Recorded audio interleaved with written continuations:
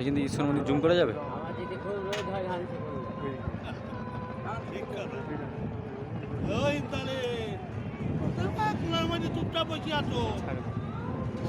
হালকা দেখা যাচ্ছে ইস্কনটা নিচ্ছি।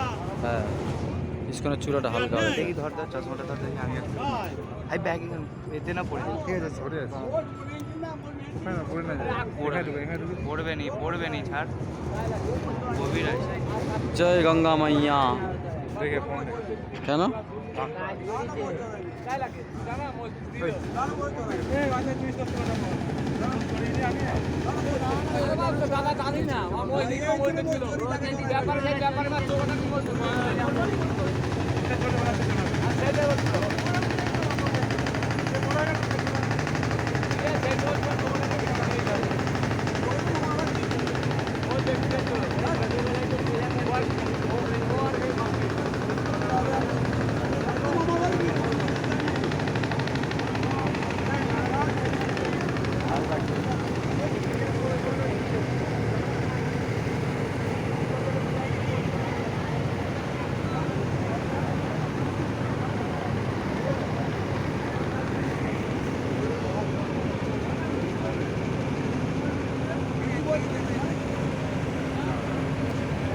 ওই ঘাটটা একবার স্নান করছিলাম দেখ, বুঝলিস?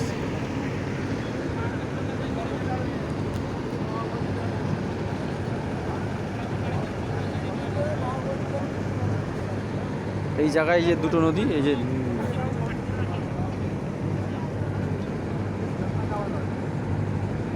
এই দুই দিকে ভাগ, স্টিমার যাচ্ছে ওই দিকে, আমরা যাবো এই দিকে।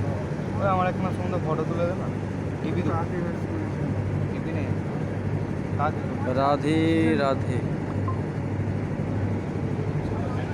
এই তো এখান থেকে আসে দেখ, জুম হচ্ছে না কেন? আমার জুমটা দেখবে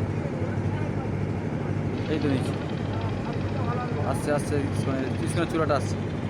আমার 10x পুরো আমার ইস্কনটা এসে তো আওয়াজ হচ্ছে কেন? তো মেয়ের আবার তাও ওরকম আওয়াজ হচ্ছে, ফাট ফাট ফাট করে। দাঁড়া, ছোটো বাড়ি এই দুই। এই এটাকে কাট করলে আবার ঘুরে যাবে ছবি, কাট করলে দুটো একসঙ্গে আসছে।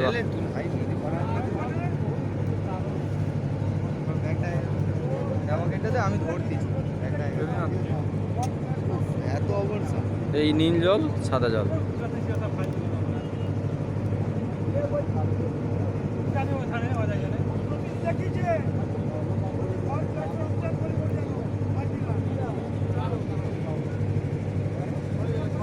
ওই দিকে স্বরূপগঞ্জ, আর এইদিকে হরি নদী, একটা গঙ্গা।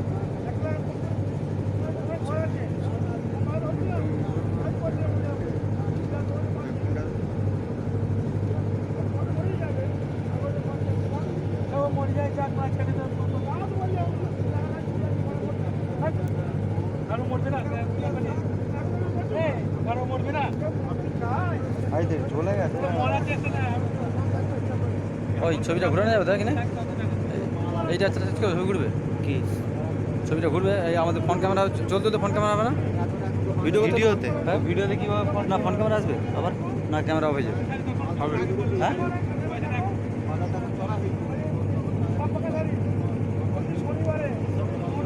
আরে সেলফি করা যাবে নি,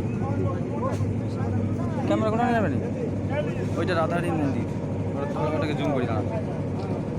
ওই উপরে রাধারানী মন্দির, আমরা মাঝ নদীতে, মাঝ গঙ্গায়। এই তো রাধারানীর মন্দিরের চূড়া একদম এসেছে।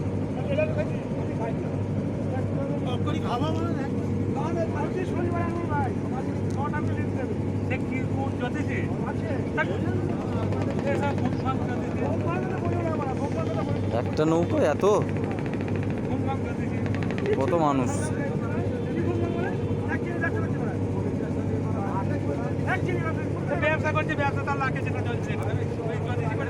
এইবারে এই শিব মন্দিরের টান তাকে দিকে শিব মন্দির দেখছি ওই দেখ, এই ওপারে শিব মন্দির কোথায় এসেছে দেখা যাচ্ছে শিব ঠাকুরটা ক্যামেরায় আসছে হালকা এখানটা।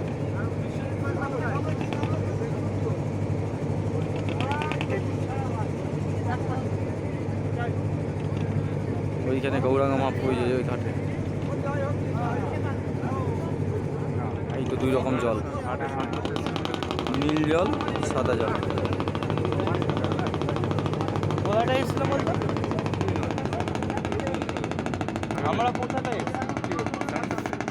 এই দুটোর মোহনায় শেষ, 2 নদী 2 দিকে ভাগ, একটা ওই দিক একটা এই দিক।